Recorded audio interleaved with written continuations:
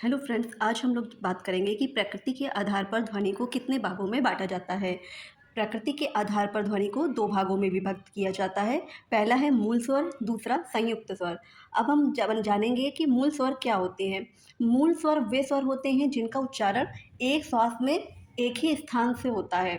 मतलब कि ये जो स्वर होते हैं ये अपने आप में स्वतंत्र होते हैं। इनका जब निर्माण होता है तो इनके उच्चारण में या इनके निर्माण में किसी अन्य स्वर के योग की आवश्यकता नहीं होती है। ये सिंगल ही काफ़ी होते हैं, पर्याप्त होते हैं। दूसरा है हमारा संयुक्त स्वर। जैसा कि नाम से ही स्पष्ट हो रहा है, संयुक्त मतलब कि किसी दो चीज़ों के योग से बना हुआ है। संयुक्त स्वर वे स्वर होते हैं जिनके उच्चारण में प्रयत्न एक होता है किंतु स्थान दो होते हैं, और हम कह सकते हैं ये संधि द्वारा निष्पन्न होते हैं। ये वे स्वर होते हैं जो दो स्वरों के योग से बनते हैं, मतलब संधि से बनते हैं।